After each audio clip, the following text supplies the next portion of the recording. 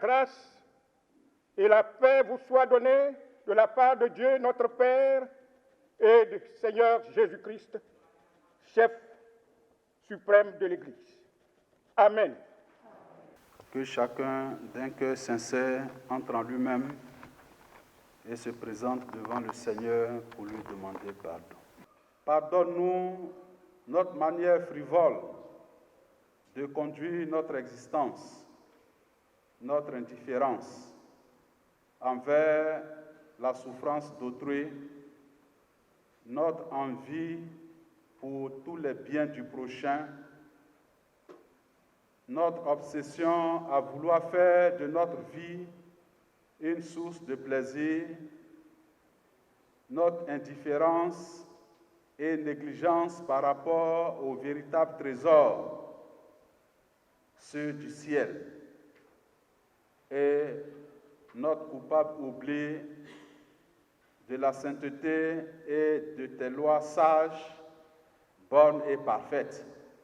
Viens à notre aide pour changer notre mode de vie, afin que nous désirions ce qui est bien, aimions ce que tu aimes et fassions ce que tu ordonnes par Jésus-Christ, notre Seigneur et Sauveur. Amen.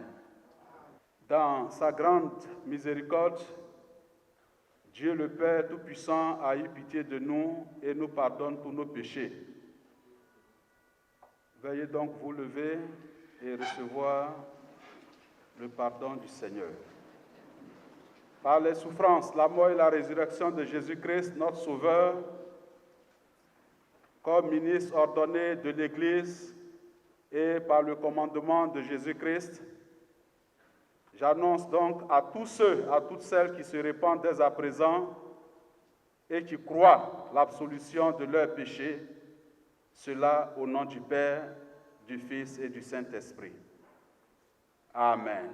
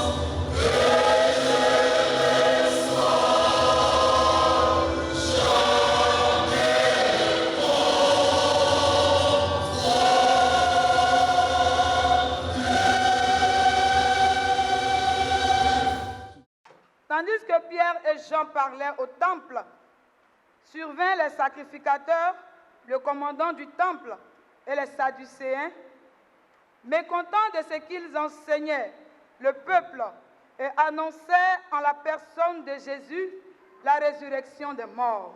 Ils mirent les mains sur eux et ils les jetèrent en prison jusqu'au lendemain, car c'était déjà le soir.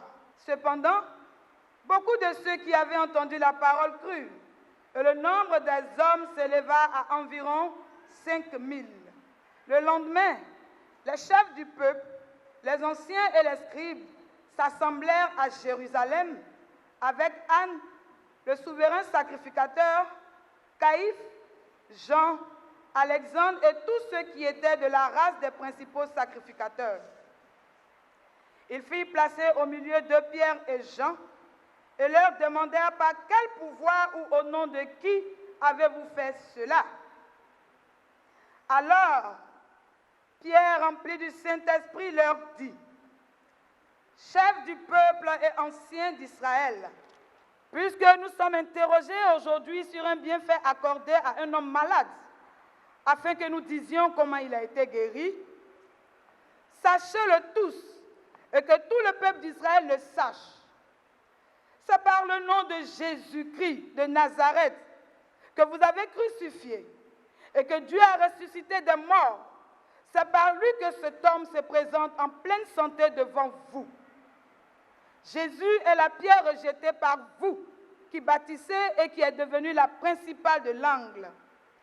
Il n'y a de salut en aucun autre, car il n'y a sous le ciel aucun autre nom qui a été donné parmi les hommes, par lequel nous devions être sauvés. Lorsqu'ils virent l'assurance de Pierre et de Jean, ils furent étonnés, sachant que c'étaient des hommes du peuple sans instruction, et ils les reconnurent pour avoir été avec Jésus. Mais comme ils voyaient là près d'eux l'homme qui avait été guéri, ils n'avaient rien à répliquer. Ils leur ordonnèrent de sortir du Sanhédrin, et ils délibérèrent entre eux, disant: Que ferions-nous à ces hommes? Car il est manifeste pour tous les habitants de Jérusalem qu'un miracle signalé a été accompli par eux, et nous ne pouvons pas le nier. Mais, afin que la chose ne se répande pas davantage parmi le peuple, défendons-leur avec menace de parler désormais à qui que ce soit en ce nom-là. Et les ayant appelés, ils leur défendirent absolument de parler et d'enseigner au nom de Jésus. Pierre et Jean leur répondirent: Jugez s'il est juste devant Dieu de vous obéir plutôt qu'à Dieu. Car nous ne pouvons pas ne pas parler de ce que nous avons vu et entendu. Ils leur firent de nouvelles menaces et les relâchèrent, ne sachant comment les punir à cause du peuple, parce que tous glorifiaient Dieu de ce qui était arrivé. Car l'homme qui avait été l'objet de cette guérison miraculeuse était âgé de plus de 40 ans. Parole du Seigneur. Amen.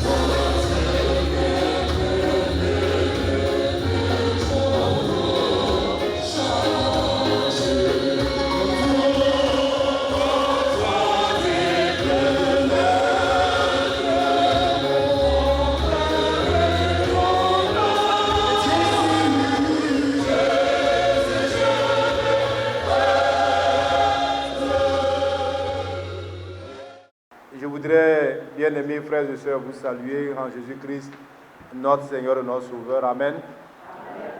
Et je voudrais déjà anticiper pour vous dire merci pour votre présence et bénir le nom du Seigneur qui nous donne cette occasion d'être avec vous. Et pour ce jour, 3 lectures nous ont été proposées par notre lectionnaire. Ésaïe 43, versets 8 à 13, Acte 4, versets 1 à 22, et Matthieu 28, versets 10 à 20. Mais nous avons préféré la lecture de Acte 4, versets 1 à 22. Et le thème qui nous est proposé ce matin, il est le suivant. Prêcher le ressuscité en contexte de menace. Prêcher le ressuscité en contexte de menace. Selon Acte 4, les versets 20 et 21 qui disent ceci. Car nous ne pouvons pas ne pas parler de ce que nous avons vu et entendu. Il leur fit de nouvelles menaces, c'est-à-dire les sacrificateurs, leur fit de nouvelles menaces, les relâchèrent, ne sachant comment les punir à cause du peuple, parce que tous glorifiaient Dieu de ce qui était arrivé. Qu'est-ce qui s'est passé? Luc, qui est donc l'auteur de ce livre historique, qui est le seul livre historique du Nouveau Testament, a donc relaté la naissance de la première Église. Et cette naissance est partie de l'effusion du Saint-Esprit sur les disciples.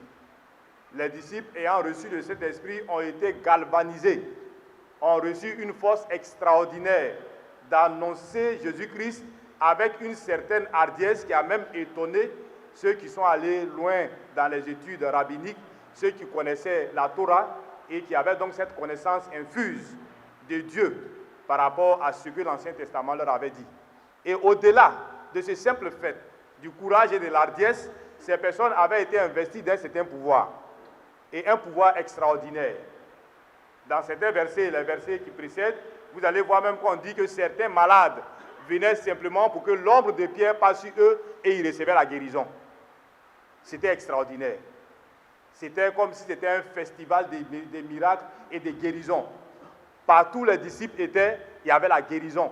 Partout où les disciples passaient, il y avait la guérison. Et c'est ainsi qu'à la 9e heure qui correspond approximativement à 15 heures, à l'heure de la prière, Pierre et Jean allaient au temple et ils ont trouvé un boiteux de naissance devant le temple. Et ils ont accordé la guérison donc à ce monsieur. Cela a créé un boom extraordinaire.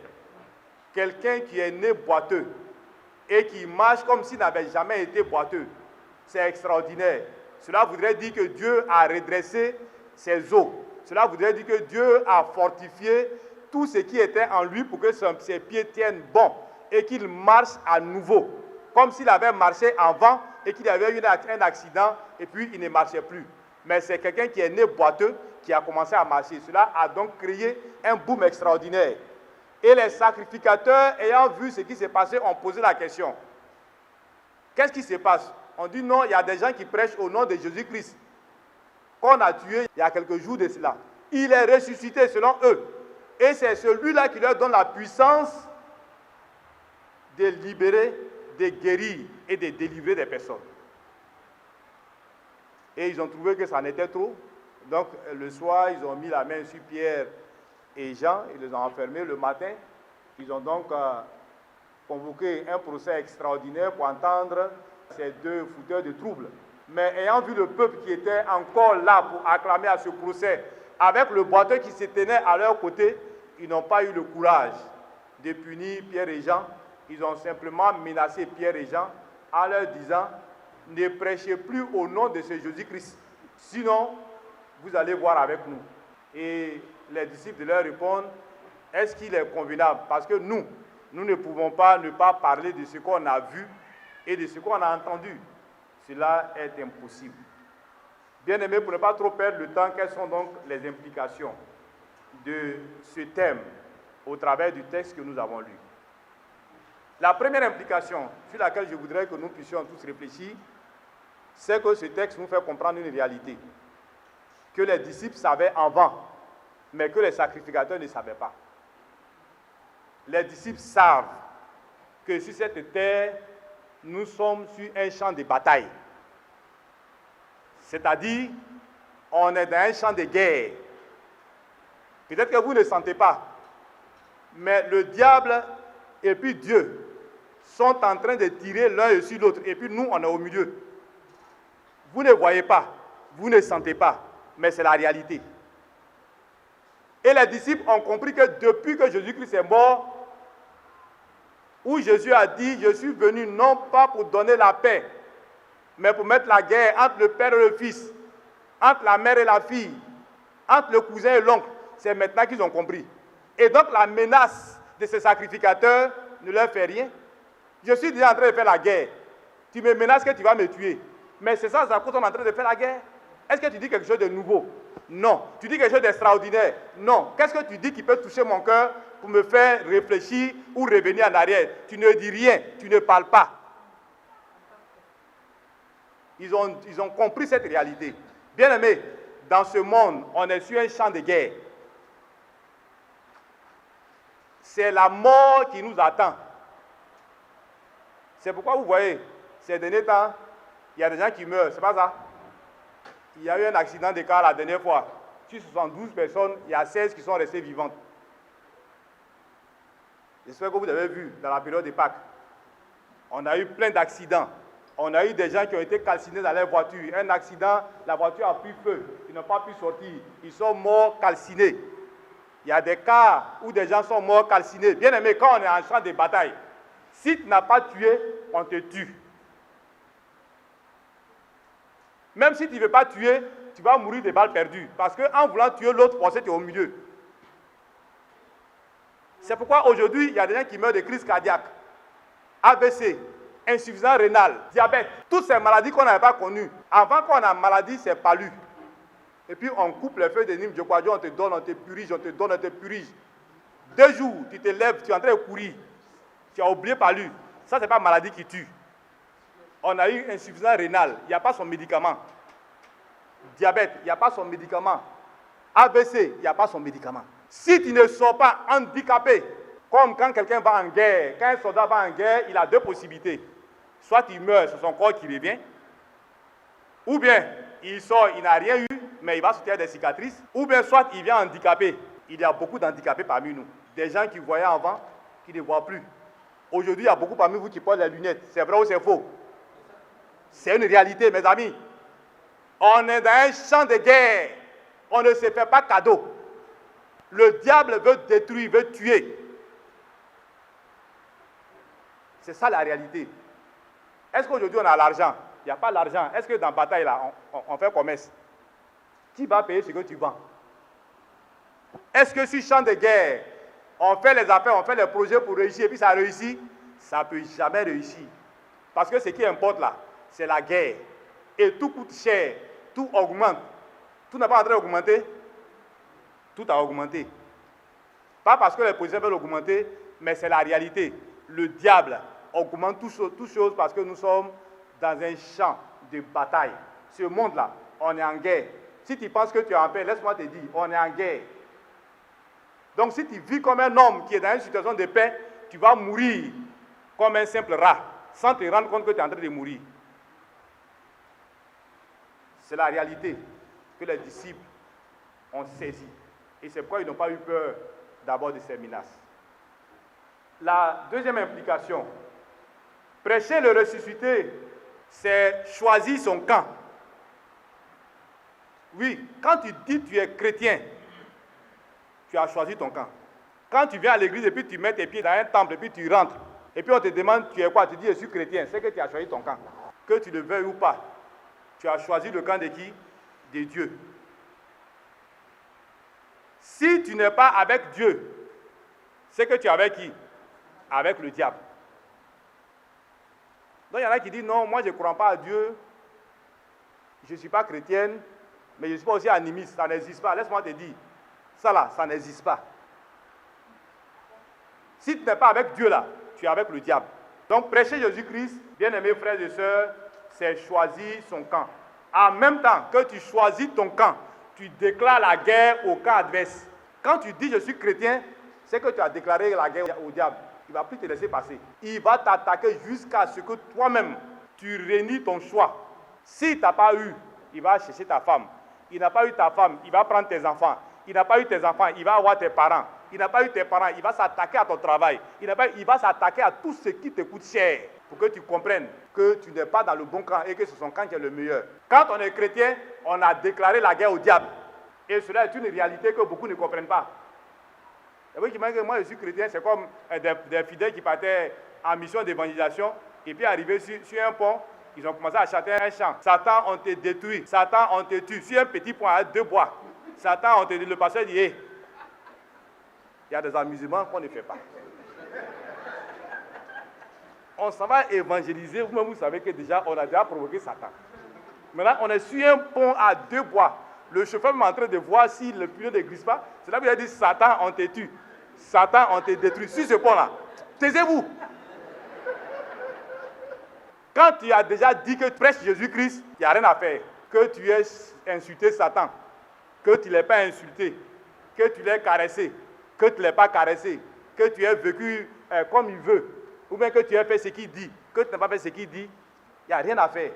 Il n'a pas pitié pour ça. Il va te tuer à tous les coups. Ce n'est pas ton attitude, ton comportement qui vont le faire changer. Il faut que tu comprennes cela. Prêchez le ressuscité, bien-aimés frères et sœurs. Pour nous qui sommes chrétiens, c'est notre assurance, c'est notre armure. Aujourd'hui, quand on passe, quand les sorciers sont là et puis ils regardent, ils disent, le pasteur là vraiment, ça va, l'Esprit de Dieu est sur lui. Ou bien on te dit que ta tête est dure. Quand on vient dire que ta tête est dure, c'est qu'ils n'ont qu'à faire attention parce que l'Esprit de Dieu est avec toi. Prêcher Jésus-Christ, c'est l'armure que nous avons pour combattre contre les œuvres des ténèbres. C'est notre protection, c'est notre bouclier. Il n'y a pas de plus grande assurance que de prêcher Jésus-Christ. Si tu veux vaincre le diable, prêche Jésus-Christ. Tu veux remporter les victoires, prêche Jésus-Christ. Tu veux que ta famille soit libérée de toutes les situations que tu traverses, prêche Jésus-Christ. Prêche Jésus-Christ. Il est ressuscité. Les textes qu'on n'a pas lus, le texte d'Ésaïe dit que lorsque Dieu déclare quelque chose, qui peut s'opposer à cela? Lorsque Dieu dit quelque chose, qui peut l'annuler? Dans le texte de Matthieu, il dit, je suis vivant pour toujours. Tout pouvoir m'a été donné dans le ciel et sur la terre. Allez, faites de toutes les nations des disciples. Quand tu prêches Jésus-Christ, rien ne va t'arriver. Même si les gens ont mis poison là pour te donner, toi tu bois, le poison devient de l'eau normale, une boisson normale. Quand tu prêches Jésus-Christ, tout ce que le diable fait va pour ta gloire, va pour ton élévation. Rien ne peut te rabaisser. Prêcher Jésus-Christ, c'est la meilleure assurance que nous avons, bien aimés frères et sœurs. Rien ne peut nous arriver si nous prêchons Jésus-Christ, que nous vivons Jésus-Christ, que nous l'annonçons avec force. Rien ne peut nous arriver. Rien ne peut s'opposer à nous. Ensuite, le dernier point, prêcher Jésus-Christ, bien aimés frères et sœurs, c'est plus qu'un devoir. C'est une nécessité vitale. Un chrétien qui ne prêche pas Jésus-Christ, ce n'est pas la peine. C'est qu'il est mort pour toujours. C'est qu'il n'y a rien à faire pour lui. Prêcher Jésus-Christ ne doit pas être fait dans des circonstances qui nous plaisent. Non, on doit prêcher Jésus-Christ dans les bons comme dans les mauvaises situations. On doit prêcher Jésus-Christ dans le temps qui est agréable comme dans le temps qui n'est pas agréable. Prêcher Jésus-Christ, c'est une nécessité vitale. C'est pourquoi les disciples ont dit, est-ce que vous croyez qu'on a le droit de ne pas dire ce qu'on a vu et ce qu'on a entendu? On ne peut pas ne pas dire. Ça veut dire la force qui les pousse à annoncer l'évangile est une force qui n'est pas contenue ni maîtrisable par eux. C'est quelque chose d'extraordinaire que Dieu met en eux et qui les pousse à aller travailler. Ils ne peuvent pas, c'est contre leur volonté. Ils ne peuvent pas. Quand tu es quelqu'un qui prêche Christ, les gens m'ont dit que tu es un fou, que tu es bête, que tu n'es pas intelligent, que tu te laisses manipuler du bout du nez par ce petit pasteur-là. Parce que prêcher Jésus-Christ, c'est inexplicable. Aucun être humain ne peut t'empêcher de prêcher Jésus-Christ. Ce n'est pas possible. Même le diable ne peut pas. Ce n'est pas l'homme qui est ton semblable qui va te faire arrêter de prêcher Jésus-Christ. On prêche Jésus-Christ jusqu'à la mort. Bien-aimés frères et sœurs, ce que nous devons comprendre, ce n'est pas dans les situations favorables qu'on réalise des projets. On est en situation de guerre.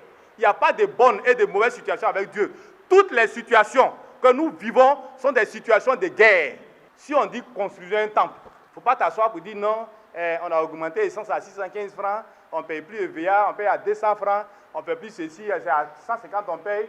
Vraiment, j'ai déployé mon EVA, ça fait 5 mois, ça fait 6 mois. Ce n'est pas une nouvelle chose que tu as dit à Dieu. Ça ne va pas changer quelque chose. Rentre dans le progrès, rentre dans le développement, rentre dans la vision de Dieu. Et tu vas voir que les choses impossibles peuvent se réaliser. Ce temps dans lequel vous êtes, nous sommes en train de faire l'effort pour que cette année, le bishop nous a dit qu'il va le dédicacer. On l'a commencé en 2014. En 2018, je crois, à la faveur du Synode, toute la toiture était posée. C'est un temple, jusqu'à l'heure où je vous parle, qui nous coûte au bambo au moins 500 millions. Si on n'a rien dépensé dans ce temple. Mais je crois qu'on est en train d'avoisiner pratiquement les 1 milliard. Aucun d'entre vous n'aurait cru que nous serons là. On a fait d'abord un préau qui nous a coûté près de 4 millions. Et puis nous sommes attaqués à ce projet avec des hommes et des femmes de la diaspora qui ont vu la vision du pasteur et qui sont mes pères spirituels, qui sont même des gens qui m'ont formé, qui ont même pu m'évangéliser, qui ont dit, pasteur, on te suit dans cette vision. Parce qu'avec Dieu, on ne peut pas ne pas annoncer l'évangile. Même si on n'a rien, on va le faire. Et c'est ça la réalité. Aujourd'hui, ça donne ce que ça donne. Quand on est arrivé à Toupa, l'église locale de Toupa, on n'avait pas de presbytère, on n'avait pas de lieu de culte. On était chez le doyen Cadeau. Mais aujourd'hui, vous avez un lieu de culte. On a fini un joli presbytère de 4 chambres qui est en train d'être équipé. À Baye, on a terminé un presbytère. On a mis la toiture, on a mis le plafonnage. Mais en 2022, on va déposer une lettre au secrétaire, au président du conseil des ministères pour dire qu'on a un presbytère à Agbaye pour accueillir un pasteur. Qui l'aurait cru? Qui aurait cru? Quand vous arrivez à Petit Baguen, on était dans la cour du PL, Daniel. Mais aujourd'hui, on a récupéré le petit temple. Mais allez-y voir le petit temple des Petits Baguen. Quand vous rentrez dans ce temple, vous n'avez plus envie de sortir. Amen. Ce temple, il est merveilleux, il est gracieux. Qui l'aurait cru? Qui l'aurait cru? Si on parle de Niginano, là, on en passe. Aujourd'hui, à Vieux-Baguen, j'ai dit merci à cette chorale. On a fait un préau. Aujourd'hui, on est en train de bâtir un presbytère R+, de 5 chambres. Aucun d'entre nous n'aurait parié sur cela. Mais avec Dieu, on ne peut pas ne pas prêcher Jésus-Christ. Aucun être humain ne peut s'opposer à la volonté de Dieu. C'est pourquoi je voudrais vous dire, bien-aimés frères et sœurs, quelle que soit la situation que vous traversez, quelle que soit l'église dans laquelle vous êtes, ou bien si vous allez à l'église, vous n'allez pas à l'église, frères et sœurs du circuit de Toupa, on va avancer. C'est vrai que j'ai fait 10 ans avec vous, mais on dirait que j'ai fait 1 an. Je n'ai pas encore fait beaucoup d'années avec vous. Parce que j'ai encore beaucoup de choses à communiquer. Beaucoup de choses à vous donner. Surtout que Dieu m'a donné d'avoir une secrétaire particulière, une assistante particulière, avec qui je partage beaucoup de choses, qui me connaît. On a beaucoup de choses à faire, bien aimés. On a de grandes choses à faire. La révérende Série Lydie qui est avec moi. On a des choses, bien aimés frères et sœurs, à vous communiquer. Ne vous laissez pas impressionner par les menaces du diable. Il ne peut rien vous faire. Il ne peut rien vous arracher. Dieu vous a tout accordé. Il dit, tout pouvoir m'a été donné dans le ciel et sur la terre. Allez, vous, allez, faites de toutes les nations les disciples, les baptisant au nom du Père, du Fils et du Saint-Esprit. C'est tout ce qu'il nous demande. Nous sommes vainqueurs dans le nom de Jésus-Christ. Que Dieu nous bénisse et que nous fortifie tous. Amen.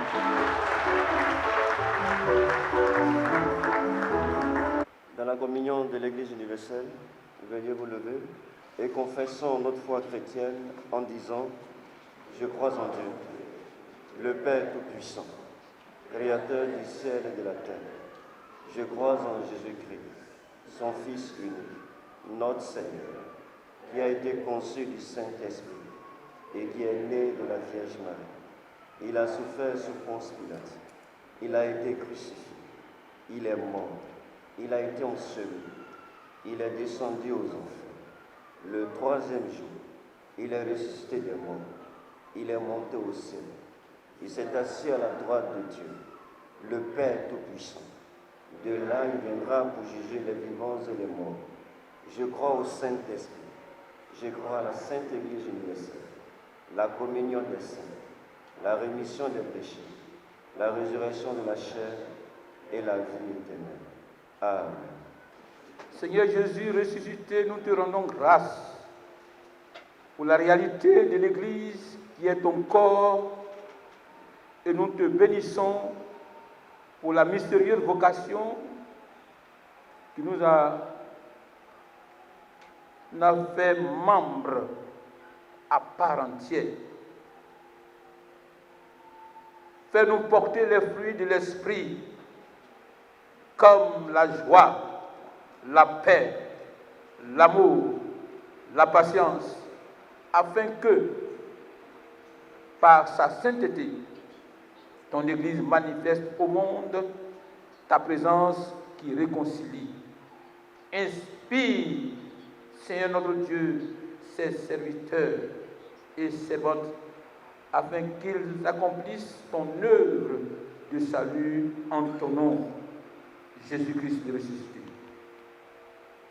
Nous te présentons tous les membres de cette communauté et du circuit, et en particulier ceux qui assument une responsabilité, à quelque niveau que ce soit, qu'ensemble, ils reçoivent une grâce nouvelle et qu'ils fassent rayonner devant les hommes la lumière de ton amour. Daigne accorder tes grâces à tous ceux et celles qui se sont déplacés pour accompagner et assister ton serviteur Cyril Toussaint, pasteur principal. Accorde la paix à notre pays et fais éclater davantage ta gloire dans le district de Tabou en général et en particulier à l'église de Panda et au circuit de Toupa qui ont besoin de ta paix et de ta miséricorde. Tourne ton regard miséricordieux vers tes enfants qui souffrent dans leur chair et veille sur tous les responsables, pasteurs et laïcs, sans oublier tous les autres fidèles qui dirigent et entretiennent ton Église ici-bas parmi les hommes. Par Jésus-Christ, notre Seigneur et notre Sauveur. Amen. Ensemble, résumons toutes nos requêtes dans la prière que le Seigneur lui-même nous a enseignée. Disons ensemble, notre Père qui es aux cieux, que ton nom soit sanctifié, que ton règne vienne, que ta volonté soit faite sur la terre comme au ciel. Donne-nous aujourd'hui notre pain de ce jour. Pardonne nos offenses, comme nous pardonnons aussi à ceux qui nous ont offensés. Et ne nous soumets pas à la tentation, mais délivre-nous du mal. Car c'est à toi qu'appartiennent le règne, la puissance et la gloire au siècle des siècles. Dites Amen. Amen.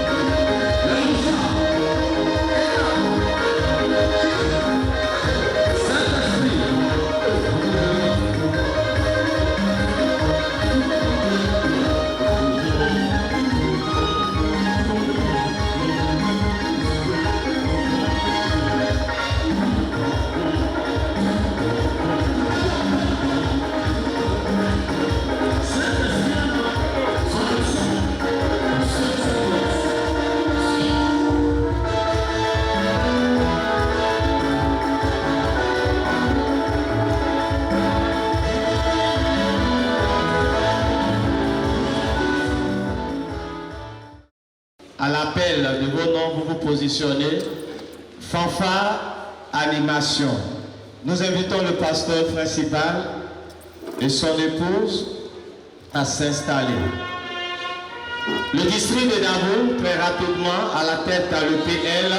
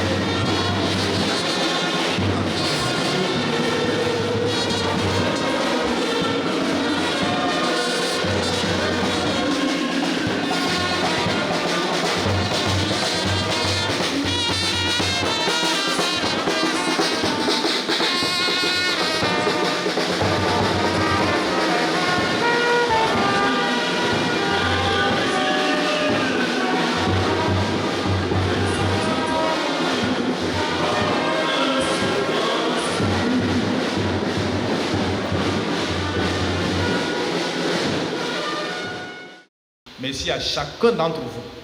Merci au village et merci pour la grâce que vous nous avez donnée de montrer ce que nous pouvons faire avec vous par la grâce de Dieu. Et Dieu nous a élevés, Dieu nous a amenés là. Ce n'est pas par notre mérite, mais c'est par le travail conjugué de chacun d'entre nous. Il faut que chacun voie dans cette élévation de mon statut de pasteur principal, le couronnement des efforts que vous avez faits pour que le pasteur soit là où il est. C'est une joie pour moi, mais c'est une joie pour chacun d'entre vous. Il faut que chacun en tire un bénéfice personnel. C'est cela, la grâce de Dieu. C'est cela, la bénédiction de Dieu. Évitons ce qui nous divise. Recherchons ce qui nous unit. Vraiment que Dieu vous bénisse. Dieu vous bénisse et que Dieu soit avec vous. Merci et que la grâce de Dieu vous accompagne tous en Jésus-Christ. Amen.